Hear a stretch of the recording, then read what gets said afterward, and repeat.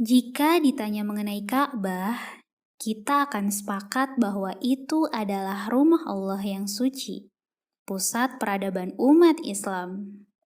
Lantas, bagaimana ya cerita awal mula pembangunan Ka'bah? Dan ternyata ada larangan buang hajat dengan menghadap atau membelakangi Ka'bah loh. Lantas, dalilnya dari mana ya? Yuk kita kupas sama-sama. Halo teman-teman, Assalamualaikum. Jumpa lagi bersama saya, Irin. Senang bisa kembali berbagi cerita denganmu melalui podcast Cerita Sejarah Islam.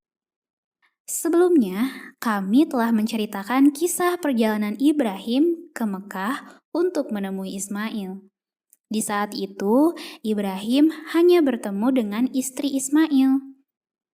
Dari pertemuan itu, Ibrahim menitipkan amanat pada Ismail untuk menceraikan istrinya. Wah, kira-kira kenapa ya? Jawabannya ada di episode 12 ya teman-teman. Nah, walaupun Nabi Ibrahim telah bolak-balik dari Palestina ke Syam, ia tetap belum berkesempatan menemui putranya itu. Hingga suatu ketika, perintah Allah membuat Ibrahim bisa bertemu dengan Ismail. Ketika melihat kedatangan Ibrahim, Ismail yang saat itu meraut anak panah di dekat sumur Zam-Zam segera bangkit. Selanjutnya terjadilah pertemuan antara keduanya sebagaimana yang biasa terjadi antara anak dan ayahnya. Ibrahim berkata, "Wahai Ismail, sesungguhnya Allah memerintahkan aku untuk melaksanakan suatu urusan." Ismail menjawab, "Lakukanlah apa yang diperintahkan Tuhan kepada ayah." Ibrahim diperintahkan Allah untuk membangun Ka'bah di Mekah. Hanya saja Ibrahim belum mengetahui titik pasti lokasinya. Akhirnya Allah mengutus angin bernama Al-Khazuj yang mempunyai 2 sayap dan berkepala ular. Angin tersebut terbang dan melingkar di sekeliling tempat yang akan digunakan untuk membangun Ka'bah. Tak menunggu lama, Ibrahim dan Ismail lalu mengikuti arahan angin tersebut. Pembangunan Baitullah dimulai dengan memasang pondasi-pondasi dan tiang-tiang utamanya. Ismail menyiapkan batu-batu dan Ibrahim yang membangunnya. Setelah selesai membuat pondasi dan tiang utama Ka'bah, Ibrahim berkata kepada Ismail, "Wahai putraku, carilah sebuah batu untukku, batu yang baik dan berkualitas untuk diletakkan di tempat ini." Menanggapi permintaan ayahnya, Ismail yang sebelumnya telah mondar-mandir dari gunung ke gunung untuk mengangkat batu menjawab, "Wahai ayah, aku benar-benar sedang malas dan letih." Ibrahim berkata, "Carilah walau engkau dalam kondisi seperti itu." Ismail pun pergi untuk mencarinya. Ngomong-ngomong, saya jadi teringat salah satu pesan Allah dalam Quran surat At-Taubah ayat 41.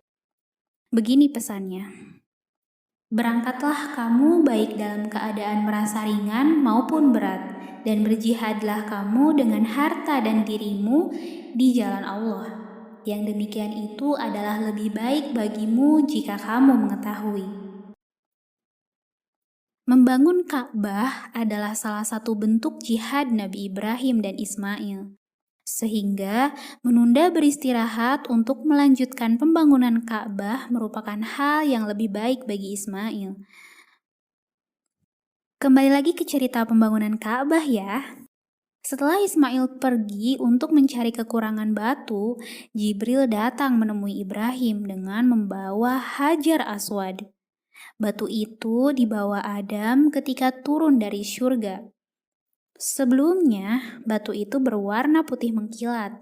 Lalu warnanya berubah menjadi hitam legam karena dosa-dosa manusia. Tidak lama kemudian, Ismail kembali menemui Ibrahim sambil membawa batu. Saat itu Ismail melihat sebongkah batu yang sudah ada di pojok tiang pondasi. "Wahai ayah, siapakah yang membawa batu itu kepadamu?" tanya Ismail. "Batu itu dibawa oleh malaikat yang lebih gesit darimu," jawab Ibrahim. Setelah itu mereka berdua membangun Baitullah hingga selesai. Keduanya pun berdoa, "Ya Tuhan kami, terimalah dari kami amalan kami. Sesungguhnya Engkaulah yang Maha Mendengar lagi Maha Mengetahui." Doa Nabi Ibrahim ini tercatat dalam Quran Surat Al-Baqarah ayat 127. Sejak saat itulah terbentuk rumah peribadatan pada Allah yang pertama. Dalam Quran Surat Ali Imran ayat ke-96, Allah berfirman, "Sesungguhnya rumah yang mula-mula dibangun untuk tempat beribadah manusia adalah Baitullah yang di Bakkah atau Mekah, yang diberkahi dan menjadi petunjuk bagi semua manusia." Itulah sebabnya Ibrahim sang Khalilullah ketika membangun Baitullah bagi penduduk bumi berhak menempati kedudukan mulia dan derajat tertinggi di antara penduduk langit. Salah satu keistimewaan Baitullah adalah letaknya yang sejajar dengan Baitul Maqmur. Baitul Maqmur sendiri merupakan Ka'bah bagi penduduk langit yang terletak di dekat Arsy atau singgasana Allah. Ibnu Abbas mengatakan bahwa Nabi Muhammad SAW bersabda, "Baitul Maqmur sepadan dengan lokasi Baitul Haram di Mekah. Seandainya ia terjatuh dari langit keempat, pasti akan mendarat tepat di lokasi Baitul Haram." Ali bin Abi Thalib pun pernah menuturkan, setiap hari sebanyak 70.000 malaikat memasuki Baitul Maqmur untuk beribadah kepada Allah di dalamnya. Setelah itu, mereka tidak pernah kembali lagi ke tempat tersebut sampai datang hari kiamat. Karena hari selanjutnya merupakan giliran 70.000 malaikat lainnya untuk beribadah di dalamnya. Saking istimewanya Baitul Maqmur, Allah Subhanahu wa Ta'ala sampai bersumpah dalam Quran Surat At-Tur ayat 1-4 yang berbunyi, "Demi Bukit Tur dan kitab yang ditulis pada lembaran yang terbuka, dan demi Baitul Maqmur." Teman-teman, sebagai umat muslim, ternyata ada hal-hal yang harus kita lakukan sebagai bentuk pengagungan kita terhadap Baitullah loh. Hal ini berkaitan dengan adab dalam berhajat besar maupun kecil. Dari Abu Ayyub Al-Ansori, Nabi SAW bersabda, "Jika kalian mendatangi jamban, maka janganlah kalian menghadap kiblat dan membelakanginya. Akan tetapi, hadapkanlah ke arah timur atau barat." Yang dimaksud dengan hadaplah arah barat dan timur adalah ketika kondisinya di Madinah, karena arah kiblat di Madinah adalah menghadap ke selatan. Ini bagi kota Madinah, sedangkan untuk daerah lainnya tinggal menyesuaikan letak Ka'bah saja ya. Saat ini, masih banyak perbedaan pendapat mengenai hukum menghadap atau membelakangi Ka'bah saat berhajat. Ada yang melarang sepenuhnya, ada yang membolehkan. Namun, pendapat terkuat datang dari Imam Malik, Imam Syafi'i, dan Imam Ahmad. Mereka berpendapat, dilarang jika berada di luar bangunan dan diperbolehkan jika di dalam bangunan. Maksudnya, diperbolehkan melakukan hajat menghadap atau menghalangi Ka'bah jika terdapat penghalang di antaranya. Pendapat tersebut dikuatkan oleh sebuah hadis riwayat Bukhari dan Muslim. Ibnu Umar radhiyallahu anhu pernah mengatakan, "Aku pernah menaiki rumah Hafsah karena ada sebagian keperluanku. Lantas aku melihat Rasulullah Shallallahu Alaihi Wasallam buang hajat dengan membelakangi kiblat dan menghadap Syam." Hadis ini menunjukkan bahwa Nabi Shallallahu Alaihi Wasallam membelakangi kiblat ketika buang hajat dan ketika itu berada di dalam bangunan, artinya terhalangi oleh dinding bangunan.